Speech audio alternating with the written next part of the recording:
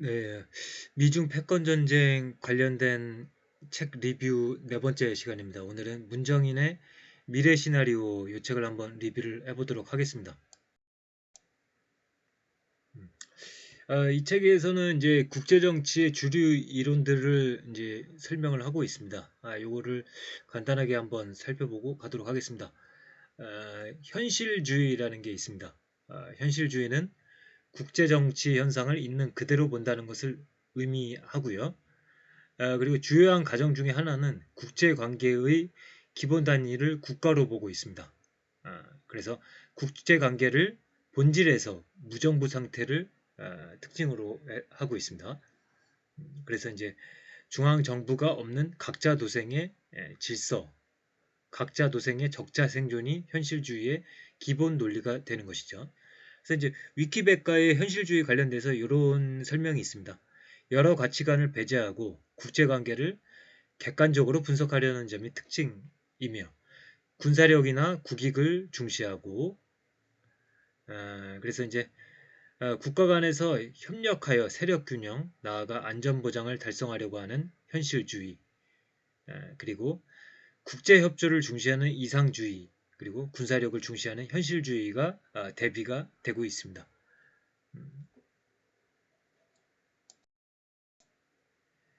다음으로 이제 자유주의입니다. 자유주의는 국제 정치를 개인, 단체, 국제 비영리 기구, 다국적 기업, 지역 기구, 국제 기구 등 다양한 행위자로 거미줄처럼 촘촘히 연결된 연계망으로 이해를 하고 있습니다. 그래서 위키백과에 보면은 국가를 국제 체계에서 가장 중요한 행위자로 보지 않습니다. 그래서 각 국가들이 협력할 수 있다고 보는 그런 이론인 거죠. 그래서 이제 최근에 이제 미국의 바이든 행정부가 국가 간의 협력을 좀 더 강조하는 쪽으로 가고 있잖아요. 그러니까 어떤 자유주의적인 측면이 있다라고 이제 볼 수도 있겠죠. 그 다음에 이제 세 번째로는 구성주의입니다. 구성주의 설명을 보면은 현실주의는 이제 그 분석의 기본 단위를 국익이나 국력으로 보았습니다. 반면에 자유주의는 주요 행위자의 이익, 규범, 가치에 주안점을 두었죠. 그러나 이 구성주의는 국가 권력, 이익, 규범보다는 정체성이 주요 행위자의 외교형 행태를 설명하는 데 유효하다고 보고 있습니다. 그래서 실제로 이제 국가 이익 때문에 발생한 사례는 굉장히 적습니다. 반면에 지위라는 정체성 때문에 발생한 전쟁 빈도는 굉장히 높죠. 그래서 지위, 존엄, 명예, 자존 등이 국제정치에서 주요 변수로 작용한다는 것을 보여줍니다. 이렇게까지 보면은 사실은 구성주의에 대한 이해가 잘 안 갈 수가 있는데요. 이제 최근에 5월 달에 어떤 기사가 있었는데요. 여기서 구성주의 관련된 내용이 나오는데 이걸 보면은 어떤 의미인가가 조금 이해될 수가 있을 것 같습니다. 한국은 누르면 눌리는 나라라는 인식이 중국인들의 뇌리에 박힐 수밖에 없다. 요즘 각광받는 구성주의 이론은 각국에 대한 인식에 의해 국제정치가 이루어진다고 가르친다. 그러니까 중국인이 한국인을 어떻게 인식하는가, 혹은 한국인이 한국인 스스로를 어떻게 인식하는가, 이런 것들이 어, 이제 세계 질서에 영향을 미치는 요인이라는 것이죠. 그래서 이제 앞서 설명한 이 세 이론 모두 코로나19 이후에 심각한 위기를 맞고 있습니다. 무엇보다 이 세 이론의 예측 실패를 들 수 있는 것이죠. 현실주의에서는 국가 주도의 생화학 무기 사용 가능성은 논하면서도 자연 발생적인 바이러스에는 주목하지 못했다. 국가 중심적 패러다임의 존재론적 한계입니다. 자유주의 시각도 마찬가지죠. 기후변화, 핵 확산 방지 등 지구촌 차원의 위협에 주목하면서도 정작 코로나 바이러스와 같은 미생물학 변수는 고려하지 못했다.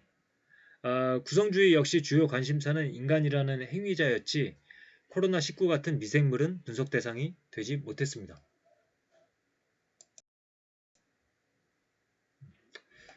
그리고 이제 이 책에서는 이제 포스트 코로나 시대의 세계 질서를 5가지 미래 시나리오로 이제 보고 있습니다.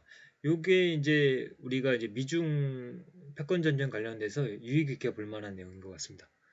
첫 번째 시나리오입니다. 현상 유지 시나리오고요. 이 시나리오는 코로나 사태에도 불구하고 미중 양극화 대결이라는 현재의 세계 질서가 지속될 것이라고 보는 것을 말합니다. 그래서 이제 대표적으로 조지프 나이는 이렇게 이야기를 합니다. 현재의 미중 대결 구도에서 미국에 유리한 점이 많지만 그리고 이 유리한 카드들이 무력화되면서 미국의 입지가 어려워질 수는 있지만 대체적으로 현 국면이 유지될 것이다. 이렇게 보는 것입니다. 그래서 특히 이제 중국의 국력 신장에도 불구하고 아직은 모든 객관적 지표에서 중국이 미국의 열세이죠. 그래서 비대칭 양극 체제가 정당화되는 이유입니다. 그러나 현상 유지의 질서는 가변적입니다. 세 가지 가능성을 고려할 수 있습니다. 첫 번째는 악화한 현상 유지, 두 번째는 개선된 현상 유지, 그리고 마지막은 현 국면의 지속입니다. 저자인 문정인 씨는 이제 악화한 현상 유지에 좀 더 무게중심을 싣고 있죠. 그래서 미국과 중국이 협력보다는 경쟁의 역점을 두며 상호 적대 관계로 나아가게 된다라고 보고 있습니다. 현 상황으로 보아 코로나 사태 이후 미국의 국력은 정체되고 중국의 국력이 상승할 가능성이 크다.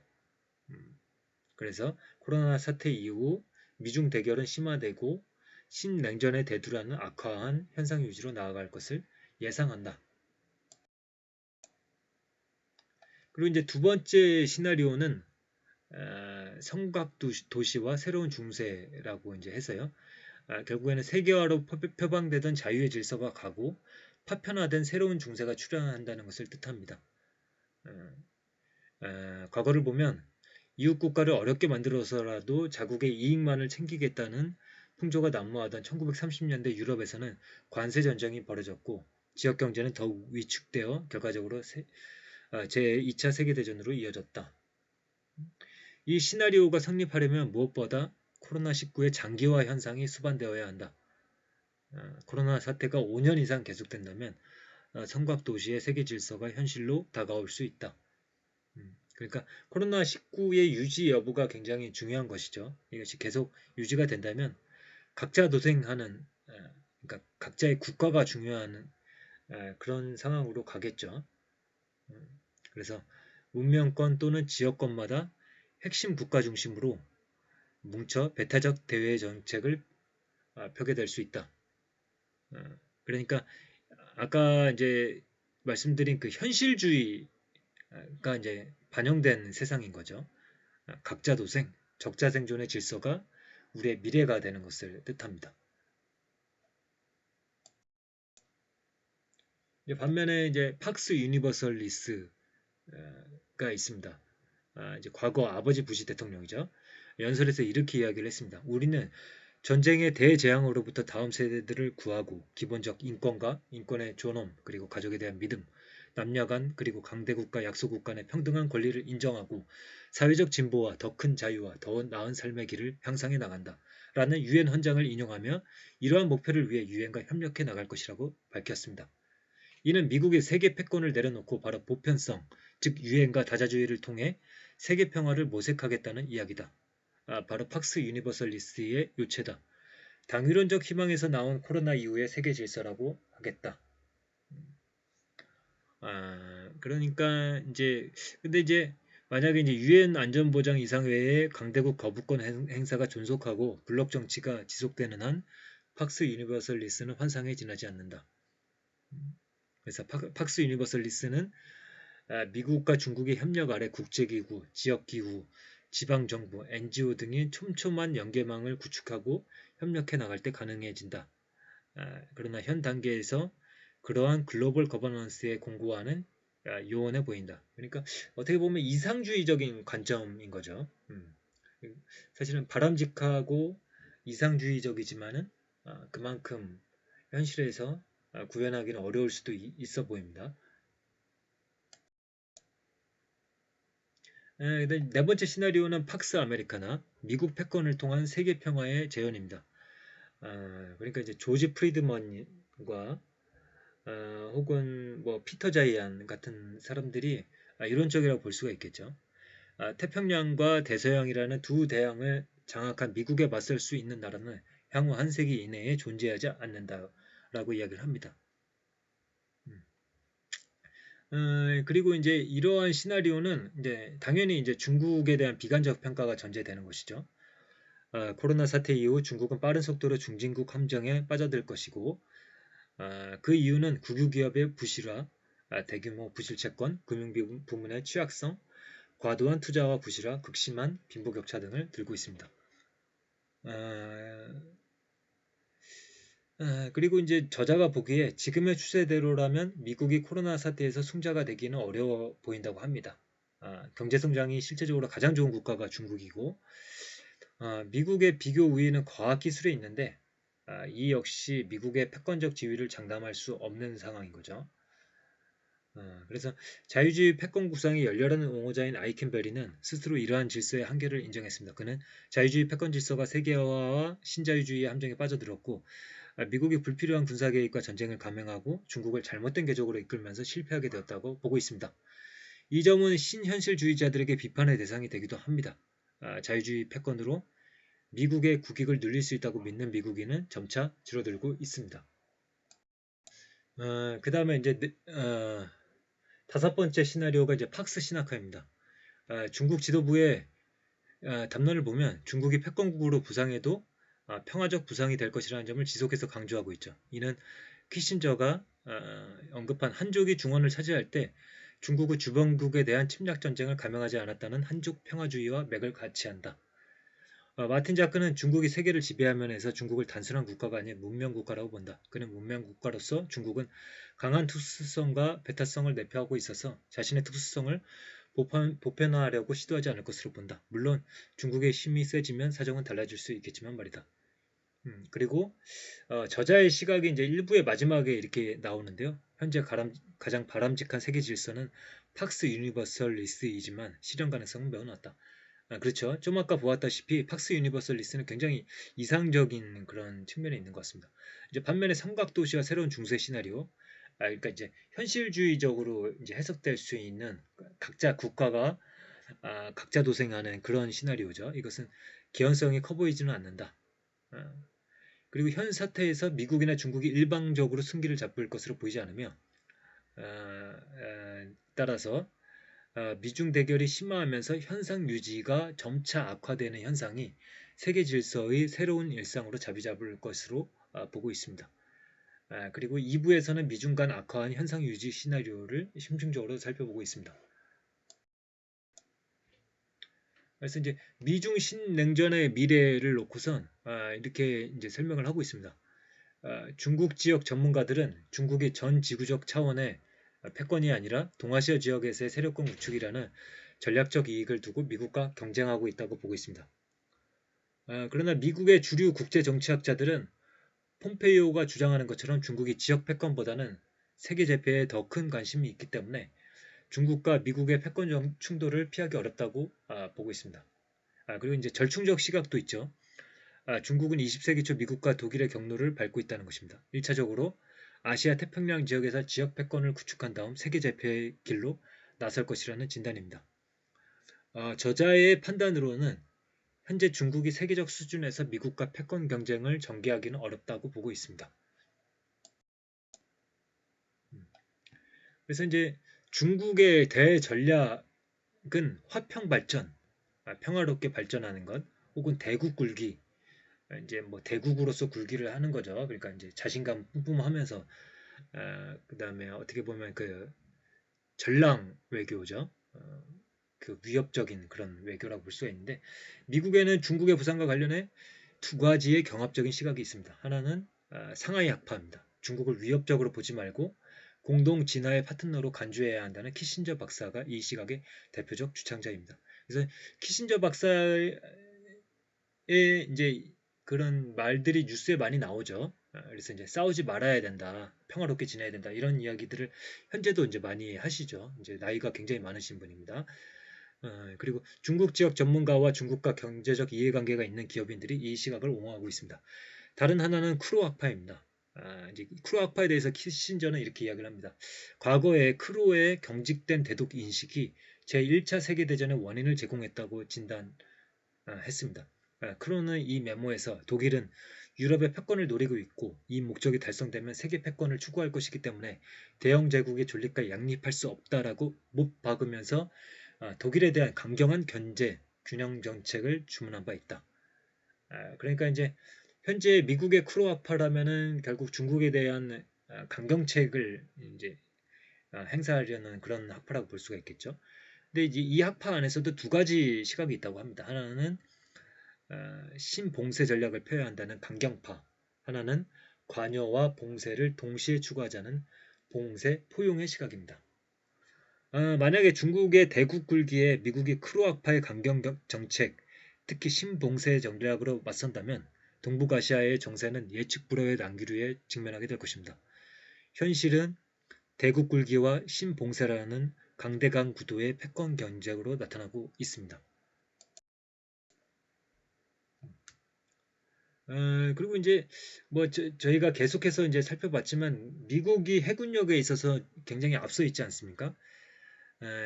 그러나 이제 문제는 미군의 해군 전력이 전 세계에 분산 배치되어 있고 중국의 해군 전력은 남중국해, 동중국해에 집중 배치되어 있다는 점에서 미국의 우세를 장담하기는 어렵다고 보고 있습니다. 그리고 이제 대만, 남중국해, 한반도 다 이제 문제가 될 수 있다라고 이제 보고 있죠. 특히 우리 입장에서는 이제 반도 국가라는 한계로 고통받았던 한국 국민에게 또 다른 냉전의 등장이 반가울 리는 없는 것이죠. 그리고 미국이 주도하는 반중 전선에 참여하는 데 따른 안보 경제상의 비용은 매우 클 것으로 판단되고 있습니다. 그러니까 사실 이제 최근에 미국 쪽으로 많이 이제 기울어진 모습을 보여주고 있기는 하지만 경제적으로 봤을 때는 중국을 완전히 우리가 무시할 수도 없는 상황인 거죠. 그리고 이제 안보 정책에 있어서도 일본은 사실은 한국보다 중국하고 더 멀리 있지 않습니까? 그러니까 대만을 제외하고는 이제 전쟁이 일어나면 사실 위험한 것이 한반도이기 때문에 우리는 이것을 잘 관리해야 될 그런 필요성이 크다고 볼 수가 있을 것 같습니다. 그다음에 이제 지경학적 대결 구도를 보면은 이제 미중의 관세 전쟁이 있었죠. 트럼프 행정부 기간 동안에 관세를 많이 때렸지만은 사실 미국의 대중 적자는 줄어들었지만은 이제 무역 적자 폭은 전체적으로 증가를 했습니다. 그러니까 중국의 싼 제품을 사지 않고 다른 국가의 비싼 제품을 사게 되면은 결국에 중국으로부터의 무역 적자는 줄어들 수 있지만 전 세계로부터의 무역 적자는 커질 수가 있는 거죠. 그래서 이것을 전투에서는 이기고 전쟁에서는 지는 결과라고 이제 표현을 했습니다. 그 다음에 이제 달러화에 대한 가장 위협적인 도전이 중국 인민은행이 발행하는 디지털 화폐 CBDC죠. 이 디지털 화폐가 국제화되는 경우라고 볼 수가 있겠습니다. 이 화폐가 국제화되면은 결국에 미국 달러화의 패권적 지위가 크게 해칠 뿐 아니라 미국의 국제금융 제재 시스템에 커다란 타격을 가져올 수 있을 것입니다.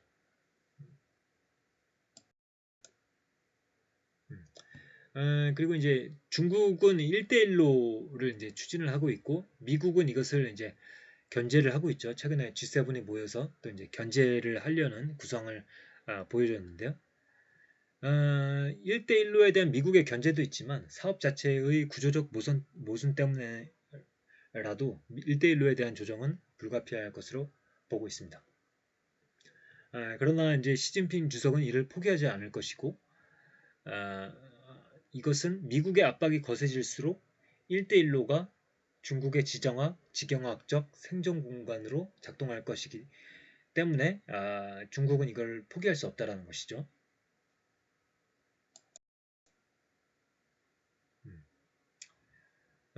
그리고 이제 아까 말씀드린 대로 미중 경제의 상호 의존성을 감안하면 탈동조화는 중국이 피해를 볼수록 미국도 부수적 손실을 보게 된다는 역설을 보여주고 있습니다. 그래서 이제 미국의 탈동조화라는 외압에서 벗어나기 위해서 중국은 대외 의존도를 줄여나가는 동시에 내수를 성장 동력으로 삼겠다는 의지를 표명을 했습니다. 그리고 미중 간의 지경학적 대결은 갈수록 우려스러운 방향으로 전개되고 있습니다. 미국은 징벌적 관세, 경제적 포위, 탈동조화로 중국에 압박을 가하는 한편 중국은 이에 쌍순환, 자력갱생, 경제적 다변화와 열린 지역주의로 맞서고 있습니다.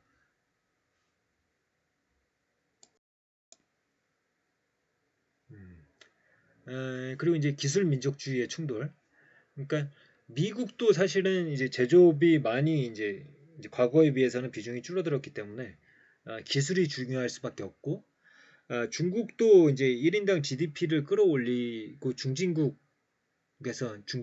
진입하고 선진국으로 나아가기 위해서는 결국에는 1인당 소득을 끌어올려야 되는데 이를 위해서는 또 기술이 중요하죠. 그래서 이제 미국은 중국을 기술로 압박하는 그런 전방위 압박을 할 수밖에 없고 중국은 그거에 대해서 또 이제 맞설 수밖에 없는 거죠.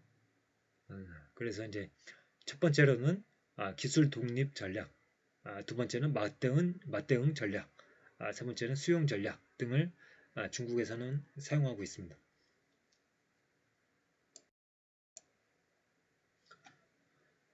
그래서 이제 한국의 선택을 우리가 이제 공부를 해야 될 것 같습니다. 그래서 이제 첫 번째로는 현재보다 미래의 시점에서 보면 중국과 관계를 단절하고 미국과 동맹을 강화하여 대중 견제, 균형, 봉쇄 전략을 택하는 것은 현실적 대안이 되기는 어려워 보인다. 둘째, 중국에 편승하는 것도 이제 가능할 텐데요. 그러나 이제 중국 편승론은 현실적, 구조적 한계를 가지고 있습니다. 왜냐면은 사실 이제 중국 쪽으로 편승한다고 하면은 사실 국민 정서가 그것을 용납할 수는 없겠죠. 그래서 이제 첫 번째 한미동맹 강화나 두 번째 중국 편승 둘 다 이제 한쪽으로만 100% 우리가 이제 몸을 실을 수는 없는 것이죠. 이제 세 번째는 완전한 홀로서기라고 볼 수가 있을 텐데요. 이것도 사실 쉽지는 않겠죠. 이제 뭐 완전히 핵무기를 보유를 하고 그런 것들 그러니까 보수 진영에서 이제 많이 이야기하는 거죠. 그게 사실은 현실적인 제약이 크죠. 경제적으로 이제 제재가 있을 수도 있고요. 그리고 진보 진영에서 이야기하는 중립국 지위를 선언함으로써 강대국 진영 논리의 틈바구니에서 벗어나자는 제안도 실현 가능성이 희박한 것이죠. 그래서 한미 동맹에 익숙해진 한국인에게 미국과의 결별과 주한민국 철수를 전제로 한 중립화 방안은 수용하기가 쉽지 않은 것입니다. 네 번째는 현상 유지입니다. 안보는 미국과 경제는 중국과라는 기조로 이제 설명을 할 수 있을 텐데요. 이제 과거에 이제 많았죠. 한석기 교수의 이중 위험 분산, 노무현 박근혜 정부의 균형 외교, 줄타기 외교, 정재호 교수의 전략적 모호성, 백이찬의 돌고래 생존 전략. 굉장히 한국인이 선호를 하는 전략이고 최선의 방안이지만 이것은 미중 관계가 좋았을 때 가능한 전략이라고 합니다. 미중 관계가 악화하면 현상 유지 전략도 어려운 것이죠. 이제 다섯 번째 이제 저자의 제안인데요. 굉장히 어렵지만 우리가 다른 국가들의 손에 우리의 운명을 맡기지 않기 위해서 우리가 해내야 되는 그런 선택, 우리 준비, 우리의 과제라고 할 수가 있을 것 같습니다. 초월적 외교입니다. 초월적 전략은 미중 진영 외교의 틀에서 벗어나 다자 협력과 지역 통합의 새로운 질서를 만들고 그 질서 속에서 미국과 중국이 신냉전 충돌로 가는 것을 막고 새로운 외교 공간을 만드는 적극적이고 미래지향적인 전략이다. 그래서 폴 슈레더는 이렇게 이야기를 했습니다. 약소국들도 국제협력을 통해 새로운 규범, 규칙, 절차를 만들어 현안을 해결하고 위협을 종식하는 동시에 분쟁 상황의 재발을 사전에 막을 수 있다. 그래서 다분히 자유주의적 처방이라고 할 수가 있겠죠. 물론 이제 굉장히 쉽지는 않은 작업이라고 할 수는 있겠습니다. 이것이 이제 3장에서 논의했던 이상주의적 팍스 유니버설리스 세계 질서와 맥을 같이 하기 때문입니다. 그러나 한국과 같은 상대적 약소국에게는 다자주의와 열린 지역주의가 생존과 번영을 담보하는 최선의 길입니다. 효과적인 정책의 집행도 중요하다. 이는 정책 역량이 중요하다는 이야기입니다. 그러니까 이런 걸 해내기 위해서는 굉장히 유능한 정부가 필요한 것이죠. 대통령이 분명한 비전을 제시하고 외교 안보 부서들을 잘 모니터링하고 일사불란하게 조율해 나갈 때 이러한 정책 관리와 스마트 외교가 가능해진다. 그러니까 이런 효과적 집행은 대통령의 리더십에 달려 있는 것이죠. 그래서 이제 최근에 그 화제가 되고 있는 그 국민의힘 당대표죠. 이준석 대표가 이제 대선 주자가 최소한 이거는 알아야 된다라고 했을 때 외교 안보 통일은 이제 빠삭해야 된다라고 이야기를 했죠. 그 중요한 지적인 것 같습니다. 결국에 이 통일 준비 구상, 균형 외교 이런 것들은 다 대통령의 리더십에 달려 있는 것이기 때문에 대통령이 굉장히 공부도 많이 하고 경험도 많고 지혜를 가지고 있는 사람을 우리가 뽑아야 할 것 같습니다. 그래서 우리가 이런 양극화된 정쟁 구도 하에서 제대로 된 지도자나 정당을 뽑지 못하면은 굉장히 이제 위험할 수가 있겠죠, 앞으로. 그래서 우리는 외교 안보 정책의 과도한 정쟁화를 차단해야 됩니다. 여야, 보수, 진보 할 것 없이 국내 정치적 목적으로 외교 안보 정책을 오용하거나 난용하는 일은 없어야 합니다. 이걸 해내기 위해서는 시민사회가 깨어 있어야 하는 것이죠. 그래서 이제 이것은 제 생각입니다. 국민들이 정치에 너무 함몰되면 안 될 듯합니다. 특히 외교 문제를 놓고서는 너무 진영 논리에 갇혀서 생각하면 안 된다고 저는 생각합니다. 가끔 보면 프로야구에서 팀 응원하듯이 정당을 지지한다는 느낌을 받습니다. 스포츠에서는 우리 편이 이기면 좋은 것이고, 하지만 외교 문제를 놓고서는 내가 지지하는 정당이 이긴다는 개념이 있을 수 있나요? 결국에는 외교 문제에 있어서는 네 편 내 편 없이 우리 한국이 이겨야 된다라고 저는 생각을 합니다. 이를 위해서는 차가운 이성이 살아 있어야겠죠. 내가 평상시에 지지하는 정당의 외교 정책도 독립적으로 판단해서 이거는 너무 국내 정치 의식한 의견인데 나라 망하게 하려고 작정했나 식으로 말할 수 있어야 한다라고 저는 생각하고 있습니다. 그래서 이제 문정인의 미래 시나리오 물론 이제 뭐, 뭐 국민의힘을 지지하시는 분들은 문정인 씨를 안 좋아하시는 분들도 있을 텐데 이 책은 비교적 균형 잡히게 어떤 시각들을 다 소개를 하고 있습니다. 그래서 최근의 미중 패권 전쟁 그리고 그 사이에서 한국이 살아남아야 하는 과제 이걸 판단하는 데 있어서 굉장히 좋은 교과서 같은 역할을 해줄 수 있을 것이라고 생각을 됩니다. 만약 그 편향되어 있다라고 생각이 되면은 요거 한 권 보시고 또 다른 책들도 보시면서 균형을 맞추면 되니까요. 굳이 이제 배제하지 않고 좀 보시면 도움이 되실 것 같습니다. 그러면 미중 패권 전쟁에 관련된 책 리뷰 네 번째 시간을 마치도록 하겠습니다. 감사합니다.